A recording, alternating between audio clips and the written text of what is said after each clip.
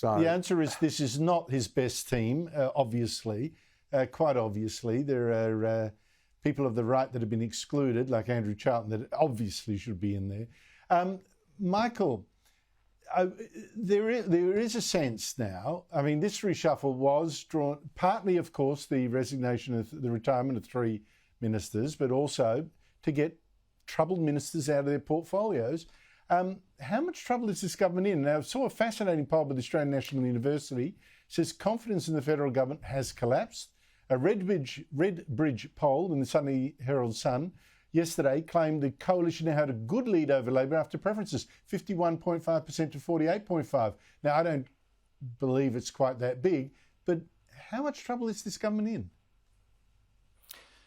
Well, they're in a lot of trouble. By the way, I love Stephen's euphemism that Andrew Giles has had a tough initiation, right? That's a synonym for he's absolutely bloody hopeless. But Stephen, being the polite person he is, what you can say about the reshuffle, Andrew, is these seems to be all these people are Albanese's mates, and the caucus, Labor caucus, must be furious that to get promoted you have to be a friend of Albanese's. Otherwise, why wouldn't Giles have been sacked? I mean, he's the worst minister since Chris Bowen's performance as immigration minister more than a decade ago that you know only too well. I think he's in a lot of trouble. He's in quicksand. He's sinking every poll bit by bit. And I now think there's a very good chance that Dutton will end up Prime Minister. Dutton needs 12 seats to have more seats on the floor of the reps than Albanese, which I can easily see him getting.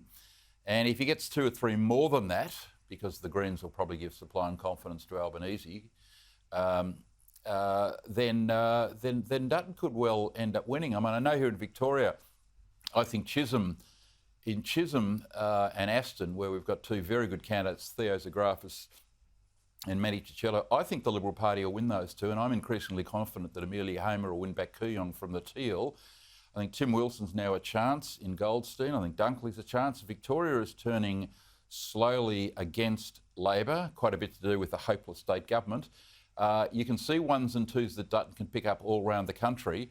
And that poll you just showed, the most interesting part of that ANU study was the working middle class are voting no confidence in Labor. And this is what we've been saying all along. If Dutton appeals to the working middle class, which he is doing big time, he could well win this election. And it's the upper class, the university educated, the rich, all the people that Menzies said could look after themselves, they're still behind Labor and the Teals.